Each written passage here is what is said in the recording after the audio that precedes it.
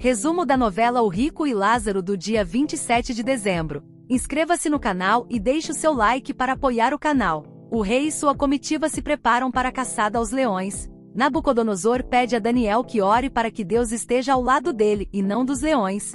Daniel promete transmitir o pedido. Enquanto isso, Samu não tira os olhos de Nebuzaradã e Caçaia. Lior reclama do trabalho enquanto os outros se divertem, e Asher sugere que ele aproveite a caçada para descontar sua raiva nos leões. Asher, observando Nebuzaradã, menciona que tem contas a acertar, mas Lior alerta para que não faça besteira. Daniel pergunta a Evil se está pronto, mas ele responde que não. Daniel o tranquiliza, dizendo que tudo dará certo. Lior vê Daniel e pergunta se é o governador. Asher confirma e diz que o conhece de Jerusalém. Lior comenta que Asher poderia estar no lugar dele se não fosse tão teimoso, mas parece ter vocação para a escravidão.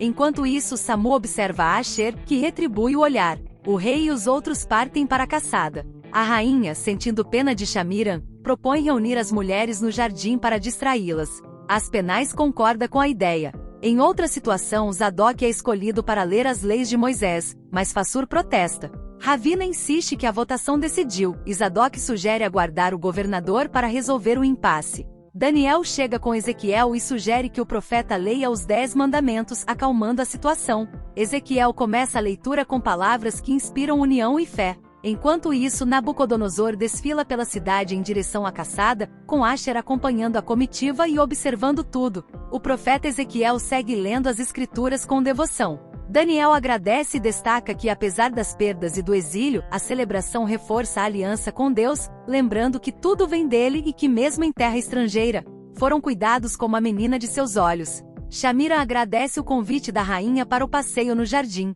Nitocris pergunta à mãe sobre a surpresa prometida, e a rainha revela que é música, chamando Aspenais para trazer um instrumento de Shamiran. Ao ser convidada a tocar, Shamiran aceita. A rainha e Caçaia elogiam sua performance, enquanto Nitocris aproveita para provocar sobre Evil ter caído diante dos convidados. Daniel elogia Ezequiel, comparando-o a Jeremias, e ressalta o peso de transmitir as mensagens de Deus. Ezequiel concorda, afirmando que o fardo é difícil, mas necessário. Fassur, por sua vez, afirma valorizar os profetas, mas Ravina o critica, lembrando sua descrença em Jeremias e as torturas que ele permitiu. Fassur se justifica, dizendo que agiu pelo bem do povo, mas Ravina rebate que as profecias de Jeremias se confirmaram. Daniel conclui que Fassur continua o mesmo, enquanto Zadok destaca a contradição entre suas palavras e ações. Todos seguem para a celebração. Na festa da colheita, Joana, Dana, Raquel e outras mulheres se divertem, enquanto Absalom não tira os olhos de Dana. Zaque entrega uma flor a Joana, e Fassur observa a cena à distância. A rainha elogia Shamiran por tocar tão bem, mas Nitocris manda Beltesazar derramar vinho na roupa dela. O menino cumpre a ordem, e Nitocris finge preocupação, pedindo que ele seja cuidadoso. A rainha exige que Beltesazar peça desculpas, o que ele faz. Samu sugere que Shamiran vá se trocar, e Caçaia confronta Nitocris, afirmando saber que ela planejou o incidente. Nitocris apenas se cala. Samu comenta as travessuras do príncipe, e Shamiran suspeita da influência da mãe dele. Samu lembra da repreensão do rei, mas Shamiran acredita na ambição da princesa. Samu a incentiva a ignorá-la, reforçando que a rainha admira Shamiran. Shamiran diz que só se sentirá segura ao ter um filho de Evil, e Samu promete ajudar. Lia sugere a Naomi fugir à noite, pois há poucos guardas. Larsa, rígido, as manda trabalhar e nega qualquer direito, ameaçando-as com chicote. Nitocris provoca Caçaia, negando envolvimento no incidente com Shamiran e alegando que o filho apenas tropeçou. Caçaia exige que Nitocris peça desculpas e promete contar ao rei caso ela não respeite Shamiran. A rainha menciona ter ouvido algo interessante do neto, alimentando a tensão. Raquel está comendo sem parar quando Mesaque se aproxima para oferecer mais comida. Ilana aponta a amiguinha estrangeira de Matias. Ravina responde que todos devem ser bem recebidos na confraternização. Rebeca comenta que espera Urzabun na festa, mas Dana não acredita que ele terá coragem. Rebeca nota que Absalom não para de olhar para Dana, enquanto Dana destaca o servo estranho que observa Rebeca. Rebeca brinca que ele pode ser tão louco quanto Fassur. Zaque fala com Sadraque sobre querer melhorar em cálculos para os negócios, e Sadraque se oferece para conversar depois. Zadok elogia Zelfa pelos doces, enquanto Elga critica Talita e Samira por estarem sempre cochichando, alertando que não é boba. A rainha de Judá chega com Joaquim, Edissa e Ebed, e Gadise não tira os olhos de Ebed. Joana comenta com Dalila e Raquel que está feliz por vê-las, enquanto Fassur, próximo, as repreende por estarem com uma semente do mal. Dalila o chama de tio, mas Fassur ignora e encara Joana. Ele acusa Joana de ser má influência,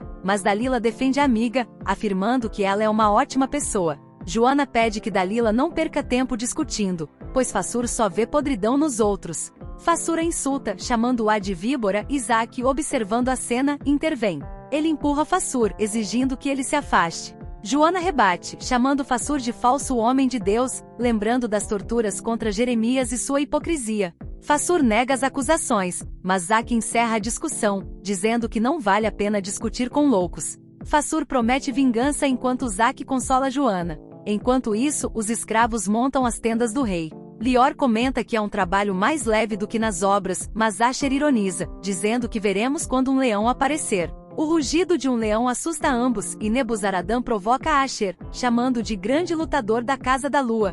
Asher encara o comandante e responde que com uma espada, poderia enfrentar qualquer fera. Nebuzaradã ameaça, mas Evil chega e manda encerrar a provocação, reforçando sua autoridade. Asher reconhece Rabsaris, um antigo conhecido de Jerusalém. Nebuzaradã questiona a relação entre eles, e Rabsaris afirma que nunca foram amigos. Nebuzaradã insinua que Asher, o lobo de Judá, não viverá muito. Os três se encaram com tensão crescente. Daniel apresenta Ezequiel à rainha de Judá, que o recebe com respeito. Joaquim demonstra curiosidade em conhecer o famoso profeta. Enquanto isso, Fassur ordena que Osiel pare de olhar para as mulheres, concentrando-se em seu plano de destruir Joana, que ele considera uma ameaça. Absalom se aproxima de Dana, pede desculpas e tenta se explicar, dizendo que não quer ser visto como insensível ou violento. Ele entrega uma rosa como gesto de desculpas. Dana aceita em silêncio, e Absalom brinca que é feio não aceitar as desculpas de alguém arrependido. Ela agradece e pega a flor. Shai observa e repreende Absalom, chamando de fraco e questionando sua coragem. A rainha confronta Nitocris, dizendo que Beltesazar contou a verdade sobre derramar vinho em Shamiran. Nitocris nega, mas o menino insiste que a mãe pediu isso. Ele afirma que a avó prometeu um presente se ele falasse a verdade, o que fez. A rainha lamenta a imaturidade da filha. Shai provoca Nicolau, pedindo que ele beba como homem. Nicolau ri e ignora.